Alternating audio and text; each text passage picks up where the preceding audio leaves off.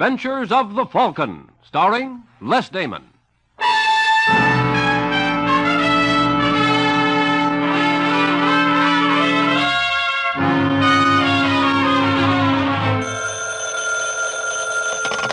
Hello?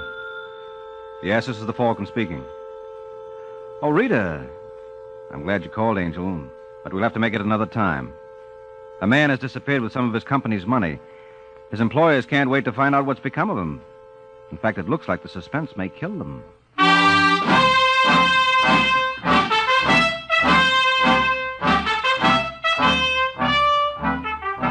Once again, the National Broadcasting Company brings you The Adventures of the Falcon, dedicated to private investigators everywhere. Those hard-hitting detectives who, like Mike Waring, risk their lives to aid law enforcement agencies. You met the Falcon first in his best-selling novels. Then you saw him in his thrilling motion picture series. And now NBC is happy to bring you his adventures on the air. Yes, it's Michael Waring, that freelance detective who's always ready with a hand for oppressed men and an eye for repressed women. So join him now when the Falcon solves the case of the Amorous Bookkeeper.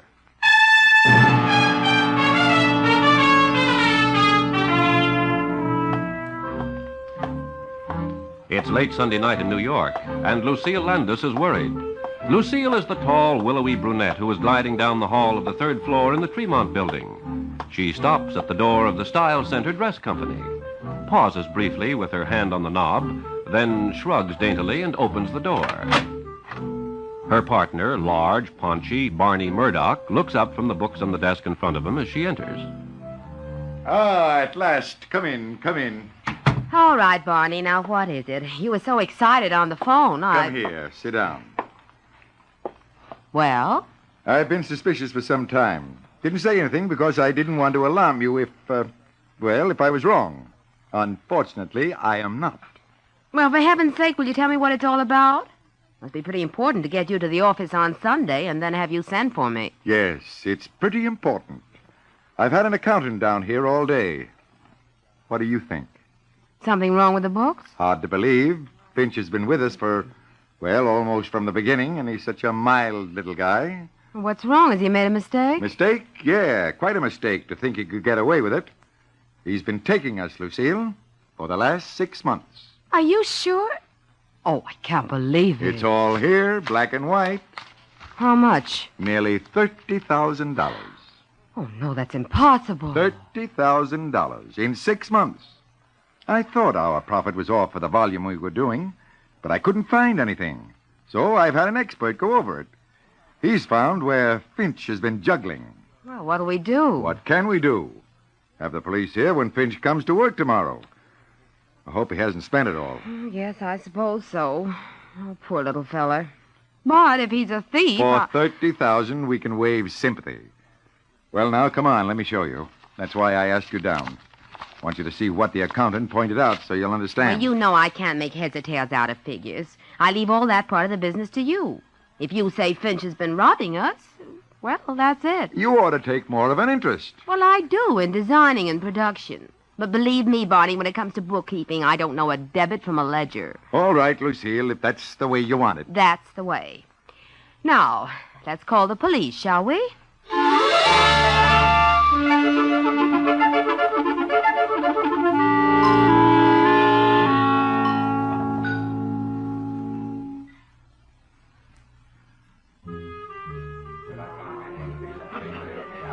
Here I am, Finchy. Oh, Lucille, I've been looking for you. I didn't see you in this back booth. Oh, that's why I picked it. I don't want us to be seen. Sit down. You don't have to worry. Cora doesn't know about us. It's not your wife we have to worry about anymore, Finchy. What do you mean? The jig's up. Barney had an accountant work on the books today. Oh, dear. To put it mildly. What'll we do? Well, you've got to get out of town. Oh, I knew it would come to this sooner or later. I knew it. Good. Nothing like being prepared. We'll go to California. We? Oh, are you taking Cora? No, you. Oh, Finchy, don't be silly. What? But I don't want to leave you. You don't have much choice. You'll join me later? Now, think about it. You won't join me. You want to get rid of me? Now, Finchy. Well, you're acting so so cold. I'm worried, that's all. I should think you'd want to go with me, if you really loved me. Let's not go into that now. Sometimes I think... Well, I just wonder if you've just been using me to juggle the books for you now that I'm no more use to you. I'm tipping you off, aren't I, so you can get away? Yes, but... Well, maybe you don't want me talking. Well, I don't, but... I've got to know the truth. I've got to. You let go of my wrist. Do you love me? Answer me, Lucille. Do you love me? Finchy. Do you? Well, you asked for it. I know it. I know it all the time. Look in the mirror sometime, Finchy. Did you think for 1 minute that Stop. Don't say it. I didn't think even for 1 minute. Not really. I pretended, that's all. The whole thing was just like a dream. Just a daydream. Now it's turned into a nightmare. Oh, I'm sorry. Honestly. You better be, for yourself. You're in this with me, Lucille. And I may decide not to go to California. I may stay, see? And I may talk. Oh, Finchy, don't be silly. You juggled the books, you took the money. And there's nothing to prove you gave any of it to me or that I knew anything about it. But you wanted me to get out of town. Well, partly for your sake and partly because I don't like unpleasantness. I can deny anything you say, but I'd rather not be bothered. A little unpleasantness, that's all you're afraid of. Well, just don't underestimate me, Lucille. I'm warning you now. Don't underestimate me. Thanks for the tip. Barney Murdoch underestimated me. It cost him $30,000. Cora underestimated me. She wouldn't believe I could ever have a woman like you. Well, I did. Maybe someday people will find out that Elliot Finch is... Oh, what am I talking about? Lucille, don't leave me, please. I'm scared. Good night, Finchy. Lucille! She hates me. No, she doesn't even hate me. What am I going to do? What am I going to do?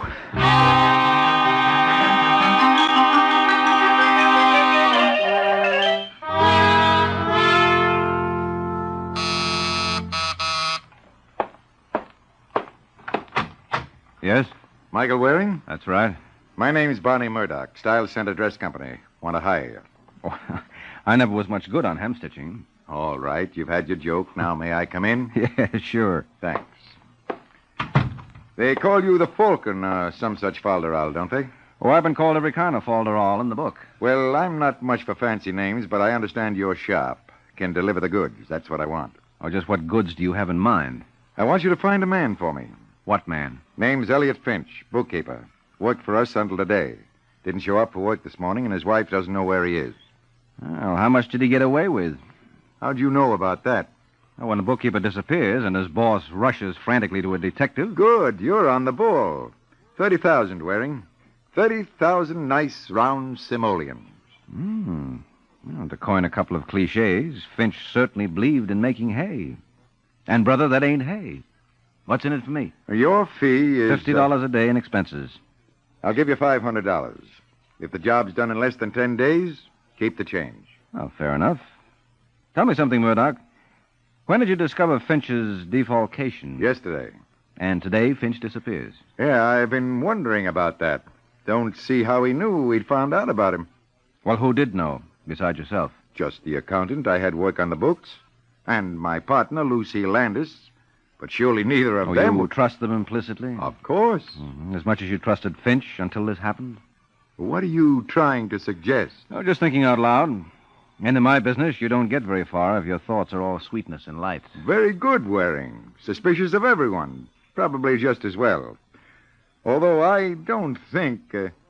then I'll leave the speculation to you. All right, Murdoch. And as soon as I have something concrete, I'll let you know.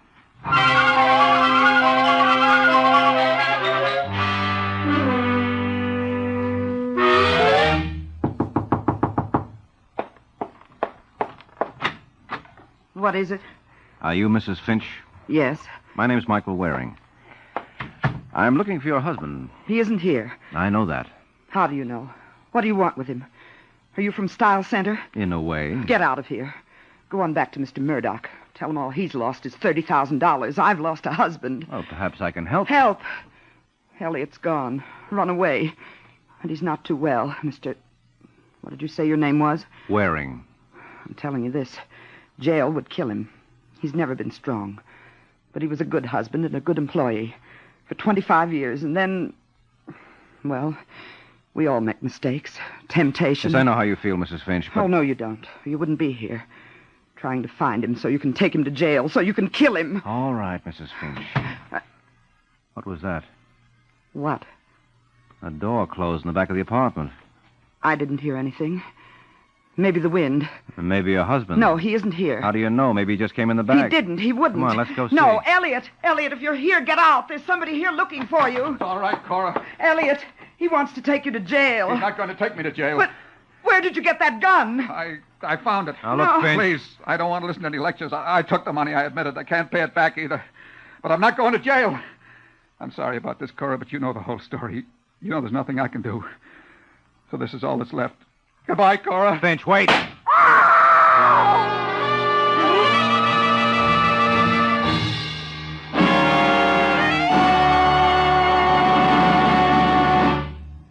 During the months to come, General Mills has planned to bring radio listeners an excitingly new half-hour show each weekday evening. Not just one, not two, but 6 thrilling half-hour shows. 2 of these shows have already joined the Wheaties Big Parade.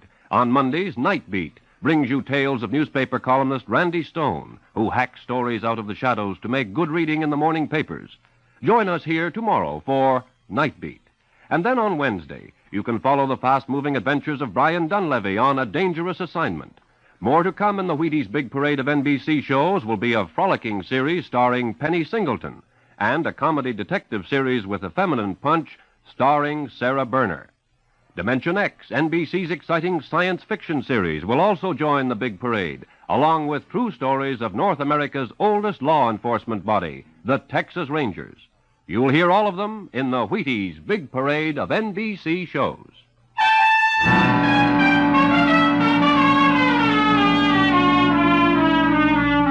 Now back to the adventures of the Falcon. Half an hour has passed since Elliot Finch tried to shoot his way out of his troubles by putting a bullet in himself. Finch has been rushed to a hospital, and now Mike is talking to Cora Finch, who is just recovering from the shock. Is there anyone you'd like me to get to stay with you? Only Elliot. That's impossible. Well, if you'd help me, perhaps we could... What could I do? You say Mr. Finch was a model husband. He was. Well, men don't just change overnight unless something happens. Now, what happened to make him suddenly take money from the firm? I told you. Temptation finally got the better of him. What temptation? Money. Well, it took its time. He'd been with the company for years. It grows with time. Mm-hmm. And that's all? He didn't have any sudden need for money? No. What did he do with the money? Oh, please, after what I've been through, do I have to go through this 3rd degree? I'm just trying to help. Like you helped Elliot? Hounded him, killed him? Now, look, Mrs. Finch, in the first place, I had nothing to do with your husband shooting himself. In the second place, he's not dead, and in the third place... He's not dead. Well, didn't you know? But they carried him out. I The thought... doctor told you. Oh, I was so dazed. You're telling me the truth? Yes, of course. No, you're just trying to fool me. All right, call the hospital. He's really alive. Elliot's really alive. Here's the phone. Now, hold it. Stop it. I'm sorry. Now, that's better. Now, do you want to call? Yes. Give me the phone.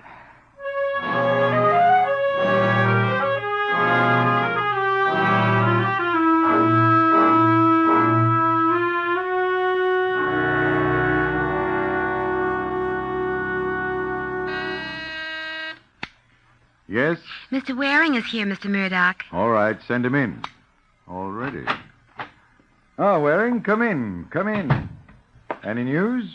Yeah, I found Finch. What? Good boy. That was fast.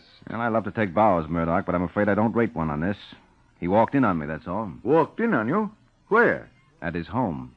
I thought he'd skipped. No, he had no place to go. Well, where is he? In the hospital. He tried to kill himself. Tried to, you say? Mm-hmm. They're working on him now. He's still unconscious, but the doctors give him a good chance. He tried it while you were still at his place? That's right. Why'd you let him do it? He had a gun. What could I do? Guns don't usually stop the Falcon, do they? Well, sometimes. Don't want to get in a rut. Did he say anything about the money? To his wife. It's gone. All of it? So she said. Where? Gambling? So she didn't say. Another woman, maybe. Maybe. Where's your partner? Lucille? She hasn't come in yet today. Interesting coincidence, wouldn't you say? What? Day after Finch's dirty work is discovered, he doesn't come to work, and neither does Lucille. Oh, she often doesn't come in till afternoon. It's afternoon. You're hinting at something, Waring. You hinted at it before. I'm just trying not to overlook any possibilities. Well, but... Yes? There's a Sergeant Corbett of the police here. He wants to talk to you. Oh, just a minute. Must be something about the robbery, Waring. I'll see him in a minute. No, But it's first, not just the robbery, Murdoch. Corbett is with the homicide squad. Homicide? Mm-hmm. But who... What homicide? Ask Corbett. Yeah. Send the sergeant in. Yes, Mr. Murdoch. You said Finch tried to kill himself, Waring. Well, that's suicide, not murder. Besides, it didn't work. That's right. Hello, Corbett. Waring. Well, now my day's complete. Mm-hmm. And what can we do for you? You can sit tight and keep your mouth shut. I want to talk to Mr. Murdoch. Well, what's it about, Sergeant? Your partner, Lucille Landis. Lucille? She's been murdered. What? What do you know about it, Murdoch?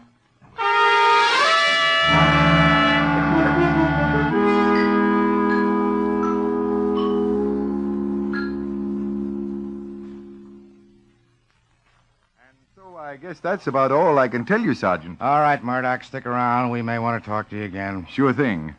Good day, Sergeant. So long. Goodbye, Waring. Bye-bye, Corbett. I'll see you down at headquarters later. There are a few things I'd like to find out.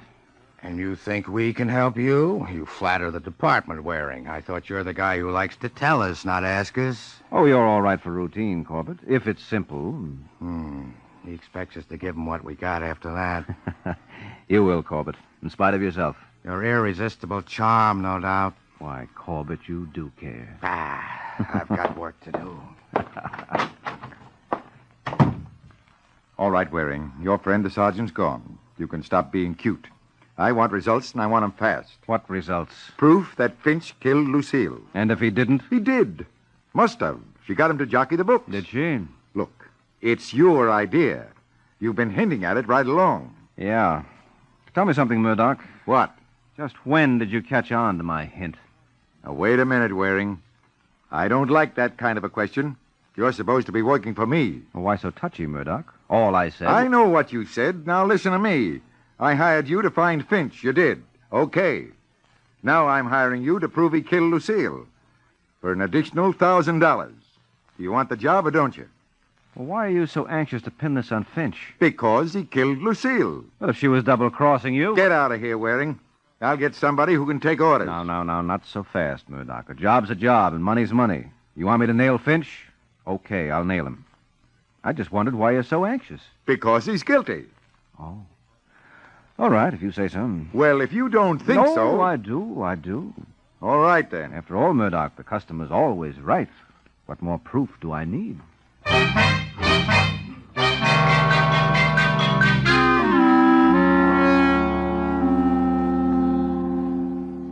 Hello, Sergeant. Told you I'd be around. Yeah, Waring. Well, what have you got for me? For you, nothing. Now, look, Corbett, if you want me to solve this case for You're a you... little late, Waring. We've taken care of that little detail already. You've made an arrest? We will. We know who we want. We know where to find him. You got the wrong man. Oh, we have. Naturally. How do you know who I'm talking about? Don't need to. I know you, Corbett. Bound to be wrong. I don't know why I put up with this guy. You can't do without me. Now, would you like me to tell you who really killed the Landis girl? Yeah, tell me. Elliot Finch. Oh, Finch. That's right. And just how do you know it was Finch? Because I know which side my bread is buttered on. That makes a lot of sense. Does to me. I like butter. All right. Now, would you like me to tell you who pulled the job? Yeah, who did it? Finch. What? Only I happen to be able to prove it. I don't believe it. They took the bullet out of Finch's shoulder. It came from the same gun that did the murder. Oh, no, there must be some mistake. There's no mistake, Waring. But, Sergeant, if you and I agree with each other, one of us is bound to be wrong.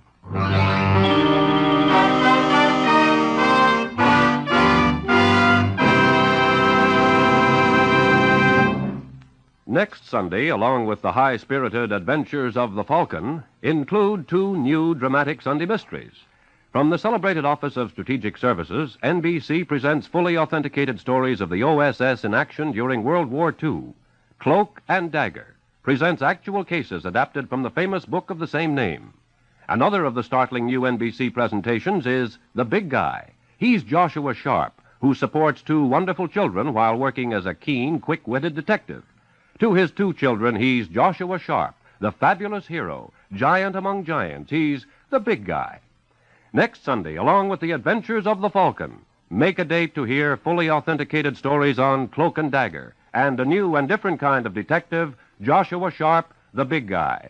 Hear them all next Sunday over most of these same NBC stations.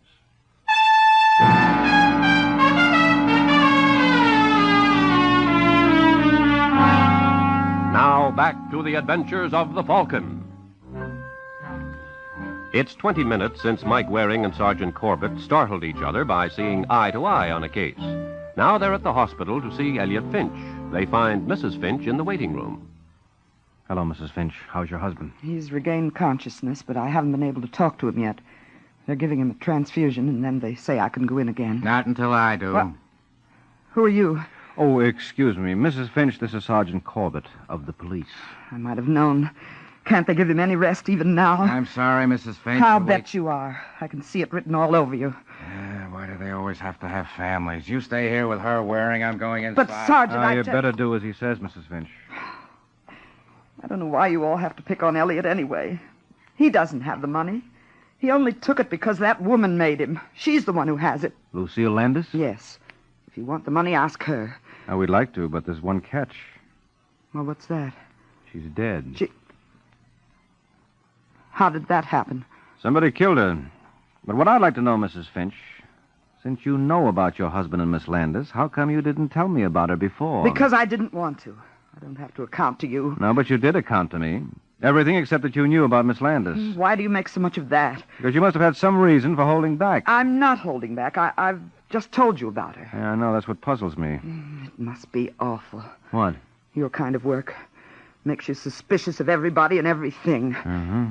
Still, it's better than being afraid of everybody and everything. What do you mean by that? I'll tell you later. Here comes the sergeant again. Well, Corbett? Mrs. Finch can go in now if she wants. What did he say to you, Corbett? He has a story. Yeah? He admits he was at Lucille Landis's, but he says he got there after the murder. He found the gun then and took it with him. That's Gun? how he got it. Gun, Miss Landis's. You weren't here about the money. This was about the murder. Now, easy, Mrs. Finch. You can't think Elliot did it. He'd never hurt anyone. He didn't do it. Why can't you leave him alone? When a man has a murder gun, you don't just leave him alone. But he told you. Yeah. You buy his alibi, Corbett? For now, he's not going anywhere. That's right. But suppose I could rip his alibi right down the middle. What? How? I suppose I could prove he took the gun with him to Miss Landis's, that he went there to kill her. Go ahead. He can't. It's a lie.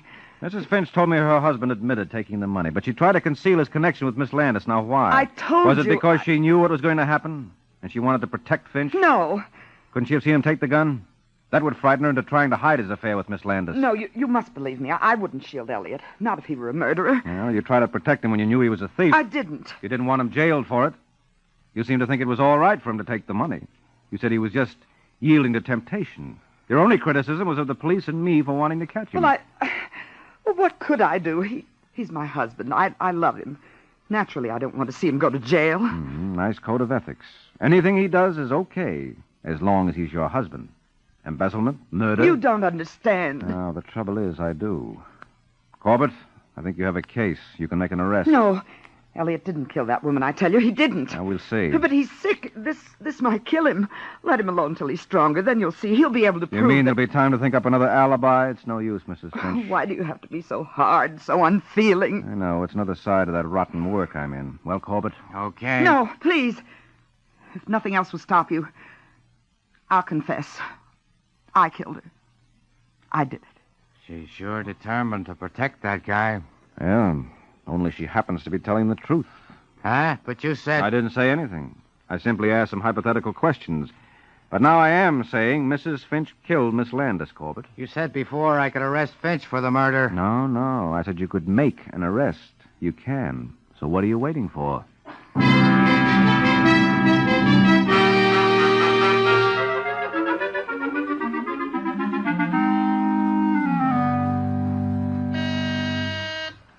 Yes, Yes? Mr. Waring is on line 1, Mr. Murdoch. Right. Hello, Waring. What news? Well, I've wrapped it up. You did? Finch? Yep, I hung it on him. There's been an arrest? Yep. Right. Come on over and tell me about it. I'll give you your check. Well, there's not much to tell. You wanted me to prove Finch killed Miss Landis, so I did. Good. Yeah, forced the real murderer into confessing. What? Yes, Mrs. Finch didn't like her husband being ruined by another woman, so she eliminated the other woman. Mrs. Finch? And that's right, Murdoch. She's the one who killed your partner. But I didn't think you'd mind it turning out like this. All you really wanted was for me to prove you didn't do it, right? Yeah, Waring, but I was so sure Yes, that... I know. You ought to be careful about that, Murdoch. You know, there's a theory we're supposed to operate on that a man is innocent until he's proved guilty.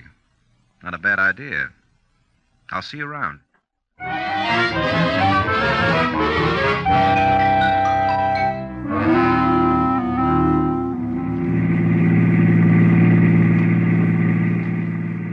Don't look so smug, Waring. You were lucky, that's all. Was I, Corbett? You thought Finch was our boy. It just happened Mrs. Finch broke down. Mm-hmm. And I had nothing to do with it? Not intentionally. I suppose I'd tell you I suspected her almost from the first minute I met her. More hypothetical questions? No, on the level. Okay, you suspected her. You suspect everyone. Yeah, that's what she said. But I picked her as the best bet. Why? Because one of the first questions she asked me was, are you from Style Center? What does that prove? Nothing. But she followed it up with, get out of here, go on back to Mr. Murdoch. The Style Center isn't just Mr. Murdoch. It is, or was, Murdoch and Lucille Landis. But Cora Finch had already crossed off Landis. And I couldn't help wondering why. I see. Then what clinched it was her holding back on me about Finch's tie-up with the Landis woman. Although she knew about it all the time. Could have been she was protecting her husband, like you suggested at the hospital. Yeah. Except that when she heard her husband was better, that he would live and could talk, suddenly she told me about him and Lucille Landis. Oh, I didn't know that. Yeah, so she couldn't have been trying to protect him, or she would have continued to keep quiet. So you figured she wasn't covering for him, but for herself. Sure. She didn't want us to know that she was wise to her husband and the Landis woman, because then we wouldn't know she had a motive to kill her. Uh-huh. But when she found out her husband was going to live and might admit he had told her the whole story, she decided to spill the works. That's right. She thought it would look better coming from her than it would if we latched onto it ourselves. But instead, it cooked her. Well, she's not cooked yet, Corbett. Just about, with the confession and all, but I reserve final judgment until the jury comes in. Why so cautious all of a sudden, Mike? I just like to practice what I preach, and I've been preaching. Isn't that a little out of character for you? Well, could be. Fact seems to me this whole case is out of character for you. Well, how come? Well, there are only two gals in it. One of them gets herself bumped off. You pin the job on the other one, and that leaves you holding hands with me. Oh, no. You're overlooking one thing, Corbett. What's that, Mike? The receptionist in Murdoch's office. She's waiting, and I'll just have time to pick her up. So here's where you get off. Good night, Sergeant.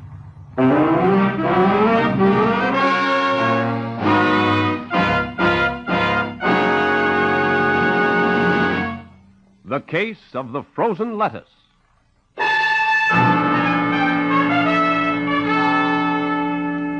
The Case of the Frozen Lettuce. That's the title of next week's adventure of the Falcon, when Mike Waring learns that a person who tries to keep his mouth shut may wind up silent as the grave. So be sure to listen next week at this same time to another exciting adventure of the Falcon. The Adventures of the Falcon are based on the famous character created by Drexel Drake, produced by Bernard L. Schubert, written tonight by Jerome Epstein, and directed by Richard Lewis. Music was conducted by Harry Sosnick. Les Damon was starred as the Falcon, with Ken Lynch as Sergeant Corbett. Tonight, Theater Guild on the Air presents a thrilling courtroom drama starring lovely Paulette Goddard, the wonderful Pat O'Brien, and handsome Tom Drake. The story is the highly dramatic Trial of Mary Dugan.